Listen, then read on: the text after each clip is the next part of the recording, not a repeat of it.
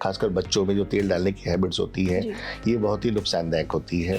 दिन भर की जो धूल गंदगी है उसको हमने स्टीम लेके अपने नेजल कैविटी, नेजल पैसेज को क्लियर कर लिया, साइनसेस को क्लियर कर लिया। तरह तरह की जो एलर्जीज हैं, जो स्किन एलर्जीज हैं, वो भी परेशान कर सकती हैं।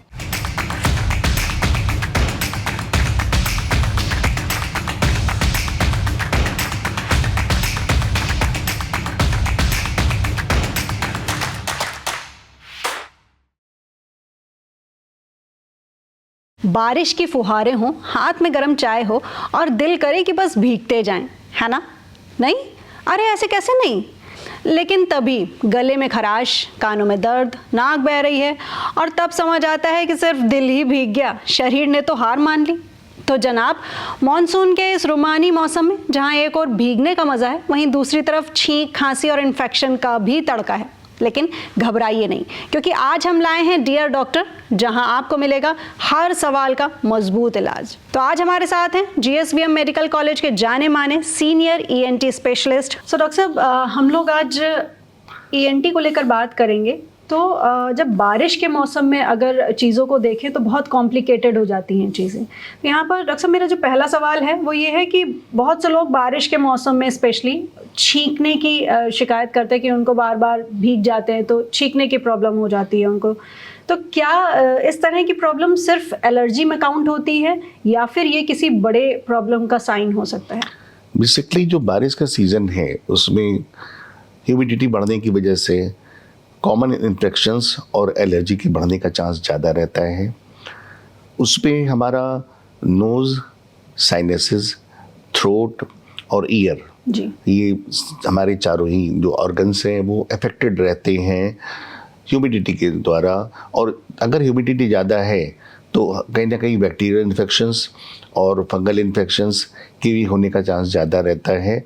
और वो जब असर करता है तो it can complicate the whole things, rhinitis, rhinosinusitis, और जो हमारा थ्रोट इन्फेक्शंस, टॉन्सिल्स भी हो सकता है। और अगर यही इन्फेक्शंस ईयर में जा रहा है तो ईयर डिस्चार्ज और ओटाइटिस मीडिया, कह के कान के बहने की भी शुरुआत हो सकती है इससे। तो इट मीन्स मान के चलें कि अगर इस मौसम में इस तरह की एलर्जी हो रही है तो वो आपको आगे लॉन्ग टर्म कोई प्रॉब्लम दे सकती है। हाँ, एलर्जी और एज वेल एज इन्फेक्शंस, ये दोनों चीज़ें ऐसी हैं जो एक लंबे समय तक, अब एलर्जी भी जैसे दो तरह की है। एक एलर्जी तो होती है जो साल भर बनी रहने वाली एलर्जी है, जिसमें सीजनल वेरिएशन से इतना असर नहीं पड़ता है, साल भर दिक्कत रहती है। कुछ एलर्जीज जो होती सीजनल होती हैं, जो पर्टिकुलर सीजन के साथ साथ जो पर्टिकुलर मौसम में कुछ जो पॉलेंस आ रहे हैं, जो वातावरण में टेम्परेचर वेरिएशंस हो रहा है, उसके साथ जो एलर्जीज़ है, सीजनल एलर्जीज होती हैं बेसिकली। तो इनमें फिर विशेष ध्यान रखने की ज़रूरत पड़ती है सीजनल एलर्जिस वाले पेशेंट्स को, कि पर्टिकुलर सीजन में बचाव रख के चलें ताकि बीमार ना पड़ें। यहाँ डॉक्टर साहब एक चीज़ आपसे पूछना चाहूँगी, जैसे आपने कहा कि इस तरह के लोगों को इस मौसम में खास सावधानी बरतने की ज़रूरत है। तो ये जो स्पेशली बारिश का मौसम है, इस बारिश के मौसम में ऐसे ही किस तरह की प्रॉब्लम्स जो लोग लिए हुए हैं, तो किस तरह की प्रॉब्लम्स वाले लोगों को बहुत बचने की ज़रूरत है स्पेशली बारिश में भीगने से? जैसा कि मैंने बताया ना कि कुछ जिन लोगों को सीजनल एलर्जिक राइनाइटिस की शिकायत रहती है, डॉक्टर साहब इसको हम थोड़ा सा अगर नॉर्मल भाषा में समझें तो सीजनल की मौसमी, जिनको मौसमी जुकाम हो जाता है उनको सीजनल राइनाइटिस जैसे कहती हैं। तो उन लोगों को पर्टिकुलर बारिश में अगर वो भीग गए हैं एक लंबे समय तक, उनके सॉक्स भीग गए हैं या उनके इनर गारमेंट्स भीग गए हैं या कपड़े भीगे हुए हैं, तो ऐसे लोग बीमार होने का चांस ज़्यादा होता है। तो उनको ध्यान रखना है कि जितनी जल्दी हो सके अपने को ड्राई करें।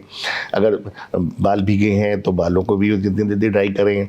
ईयर में अगर पानी गया हुआ है तो उस पर ध्यान रखें। जैसे अगर कान में पानी गया है तो पानी में हम एक हल्की सी कॉटन बड के द्वारा कान को ड्राई कर सकते हैं। लेकिन अननेसेसरली कान की क्लीनिंग हम अटेम्प्ट नहीं करेंगे, जिसके मतलब फिर ईयर में ट्रॉमा होने का चांस और इन्फेक्शन होने का चांस रहेगा हमारा। डॉक्टर साहब, ईयर की क्लीनिंग की बात चली है तो एक सवाल मन में आता है कि ईयर की क्लीनिंग को लेकर अक्सर लोग बहुत लापरवाह रहते ही हैं कि कान को साफ़ करना है तो घर में ही ऑयल डाल लिया और कान साफ़ कर लिया, या किसी चीज़ से कान साफ़ कर लिया, ईयरबड से कान साफ़ कर लिया। तो ये कितना सेफ़ है आम लोगों के लिए? क्या ऐसा करना चाहिए या फिर हमें डॉक्टर के पास ही नहीं, जाना? ये चीज़ें तो सुसाइडल है, एक तरह से बहुत ही डेट्रीमेंटल हैं।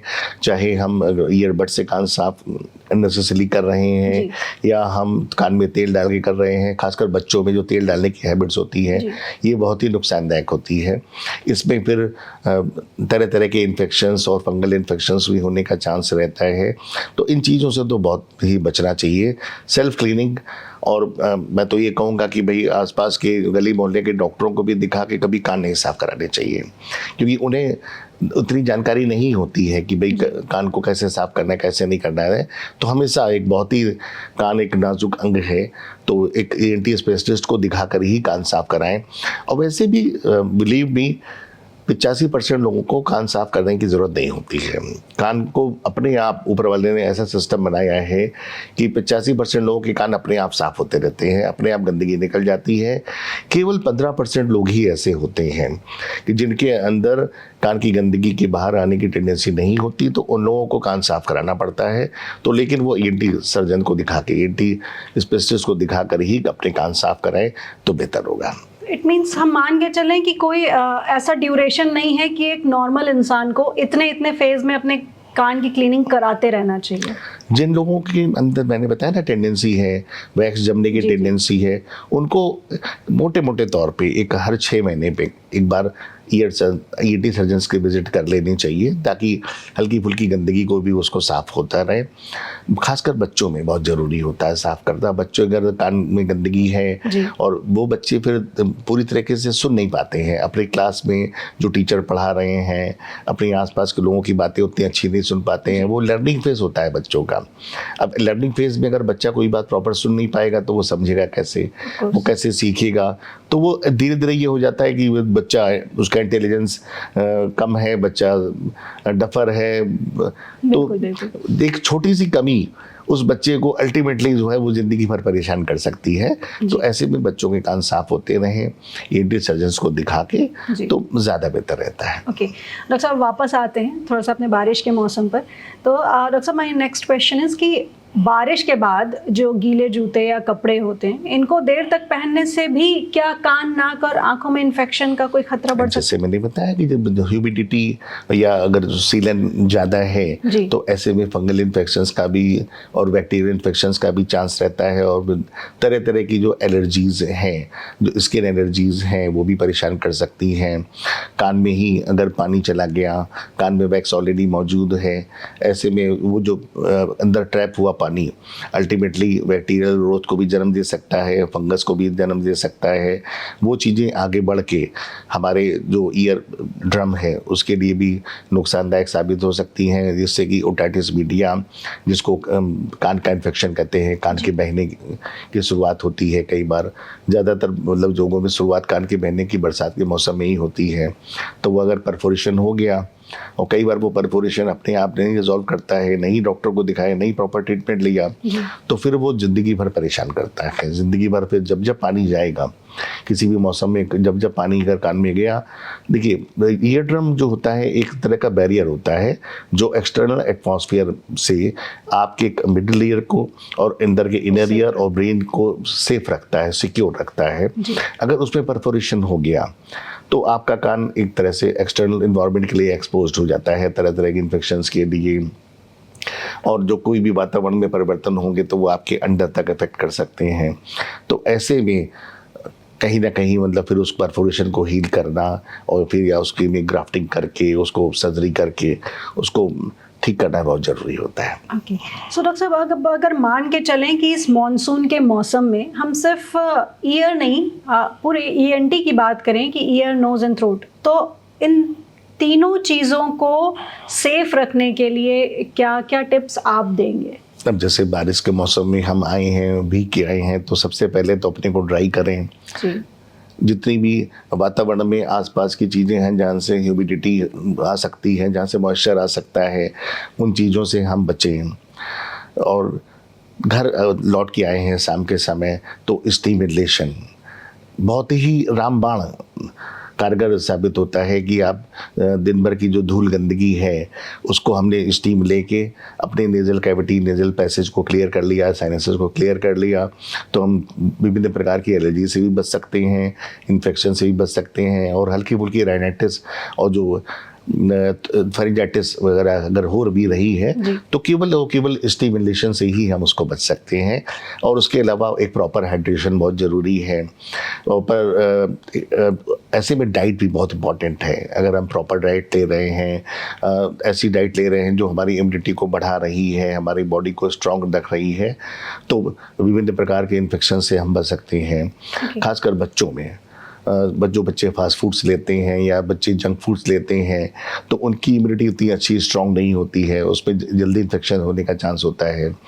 तो ऐसे बच्चों को भी अगर हम हेल्दी फूड्स दे रहे हैं, हेल्दी डाइटरी हैबिट्स दे रहे हैं, तो वो बच्चे विभिन्न प्रकार के इन्फेक्शन से मतलब अच्छे से बच सकते हैं। डॉक्टर साहब, आपने जो भी आंसर करा इसमें 2 क्वेश्चंस मेरे पास हैं कि जो सबसे पहले स्टीम वाली आपने बात कही, तो क्या इस मॉनसून के वेदर में डेली हम लोग को स्टीम लेना फॉलो करना चाहिए कि हम बाहर से आए हैं तो एक बार शाम को हमने स्टीम ले लिया? मैं तो कहूँगा कि केवल इस मानसून के मौसम में ही नहीं, हम लोगों को स्टिमुलेशन को अपनी हैबिट बना के चलना चाहिए। डेली नॉर्मल लाइफ में भी जिस प्रकार के वातावरण में हम एलर्जेंस का, पॉल्यूटेंट्स का सामना करते हैं, दुनिया भर के जो धूल के कण हैं, गंदगी है, उसको हम दिन भर इनहेल करते हैं, खासकर 2 व्हीलर्स वगैरह जो लोग ज़्यादा चलाते हैं उनके लिए, कि शाम के समय घर से लौट के आए, एक हमारा प्रॉपर हाइजीन का पार्ट होना चाहिए। जैसे हम घर वापस लौट के हाथ धोते हैं, सैनिटाइज करते हैं, अपने आप को नहाते हैं, वैसे ही रेस्पिरेटरी सिस्टम की क्लीनिंग के लिए स्टिमुलेशन बहुत इंपॉर्टेंट होता है।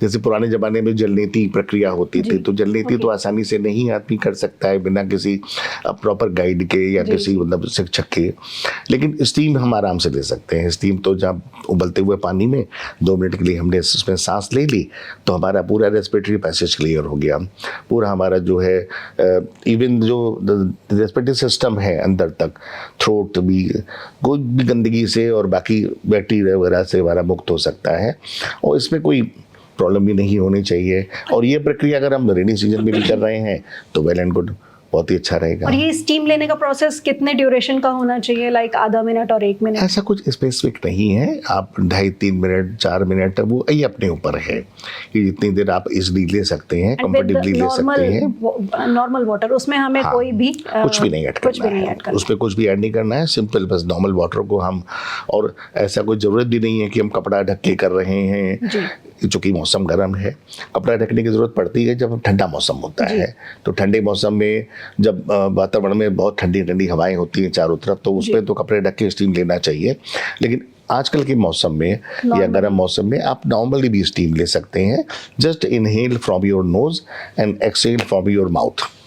तो इससे पूरा जो रेस्पिरेटरी सिस्टम है वो क्लीन हो सकता है। ओके, देन डॉक्टर साहब, अब डाइट को लेकर अगर बात करें, आपने कहा कि डाइट भी बहुत मायने रखती है इस मौसम में, तो किस तरह की डाइट, और स्पेशली अगर हम फ्रूट्स को लेकर बात करें तो इस मौसम में फ्रूट्स भी बड़े अच्छे अच्छे होते हैं, बट कीड़े, उनकी बड़ी प्रॉब्लम होती है, तो फिर किन फ्रूट्स को अवॉइड करना चाहिए, किन को लेना चाहिए, एंड प्लस फूड को लेकर किस किस तरह की चीज़ों को ध्यान में? बेसिकली जो सीजनल हमारे फूड्स हैं, सीजनल हमारे फ्रूट्स जो भी हैं, वो कहीं ना कहीं हमारी इम्यूनिटी को बढ़ाते हैं, हमारी इम्यूनिटी को स्ट्रॉन्ग करते हैं।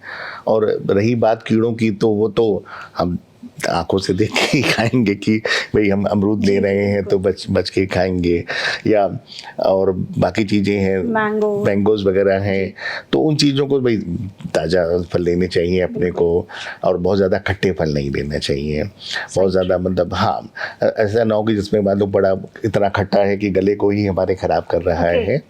तो इन चीज़ों का मतलब विशेष ध्यान रखें। और किसी भी तरीके की फ्रूट्स हम ले सकते हैं, इसमें ऐसा कुछ स्पेसिफिक नहीं है, वो सब ज़्यादातर जो फ्रूट्स हैं वो फ़ायदा ही करते हैं हमारे लिए। सब कहते हैं कि हरी सब्जियां कुछ अवॉइड करनी चाहिए इस मौसम में, बारिश के मौसम में।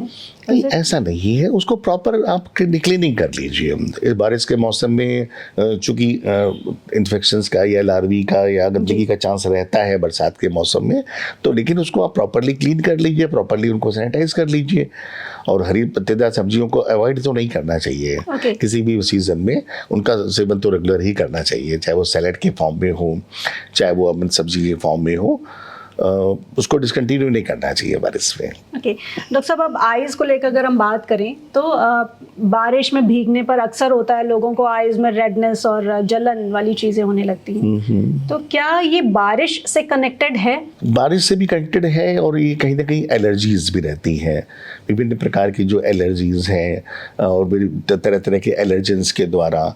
तो वो अगर पानी गया है हमारे कंजक्टिवल म्यूकोसा को, अगर एक्सपोजर हुआ है तो उसमें रेडन हो सकती है। उसमें आप कुछ ना करें, हल्के से गुनगुने पानी से बस आँख को दिन में 2-3 बार अगर धो लेंगे, और अगर विशेष ज़रूरत हो तो हल्का फुल्का कोई भी एंटीबायोटिक आई ड्रॉप हम उसको इस्तेमाल कर सकते हैं, और कुछ स्पेसिफिक ट्रीटमेंट देने की अलग से ज़रूरत नहीं पड़ती है नॉर्मल केसेस में खासकर।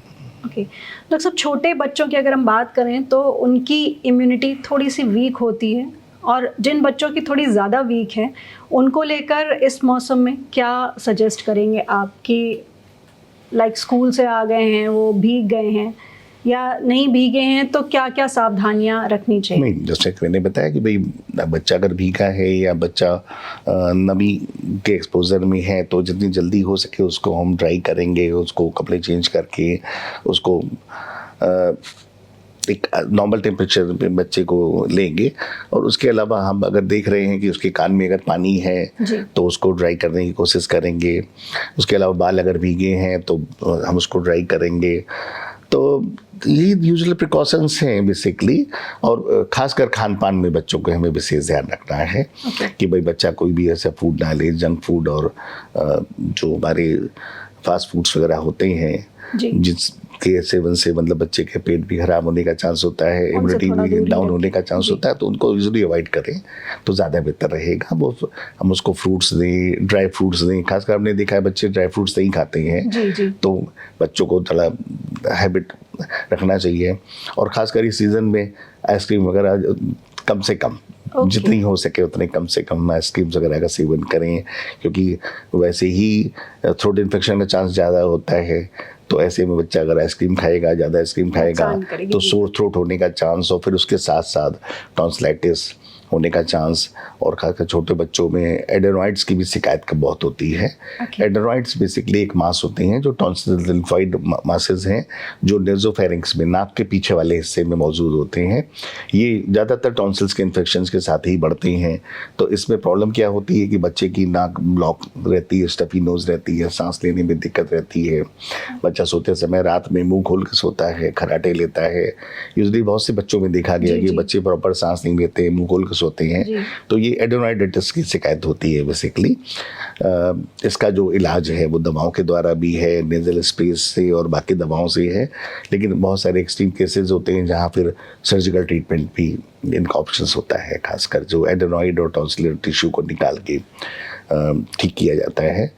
तो ऐसे में मतलब इन चीज़ों को मतलब इन्फेक्शन से बचाव की ज़रूरत रहती है। ओके सो डॉक्टर साहब, माय लास्ट क्वेश्चन इज़ कि बस अब इस वेदर में अगर कोई वॉक पे जा रहा है तो क्या उसे अवॉइड करना चाहिए, या वॉक में जाना कंटिन्यू रखना चाहिए, या फिर कुछ सावधानियां बरतनी चाहिए? नहीं, वॉक में जाना मैंने बताया ना कि जो भी हेल्दी हैबिट्स हैं वो सब कंटिन्यू रहनी चाहिए, बस प्रिकॉशंस लेके भाई हमारे बाल ड्राई रहने चाहिए, प्रॉपर हम कैप इस्तेमाल कर रहे हैं, प्रॉपर हम निकल रहे हैं तो अम्ब्रेला लेके निकल रहे हैं या फिर रेनकोट पहन के निकल रहे हैं। हमें ज़िंदगी तो पूरी जीनी चाहिए, लेकिन साथ में मतलब ये सावधानी कि भाई हम मॉइस्चर से, ह्यूमिडिटी से, इन सब चीज़ों से बचाव रख के चलें, धूल गंदगी से और जो आसपास की चीज़ों से जितना बच सकते हैं उतना बचाव रख के चलें। और विलीव भी अगर इम्यूनिटी स्ट्रांग रहेगी तो कोई भी वेदर कभी भी आपके ऊपर एडवर्स असर नहीं करेगा basically. Thank you so much doctor साहब कि आप हमारे स्टूडियो में आए और स्पेशली इस वेदर से जुड़ी हमारे व्यूअर्स को इतनी इम्पोर्टेंट जानकारियाँ दी हैं। धन्यवाद आपका बहुत बहुत।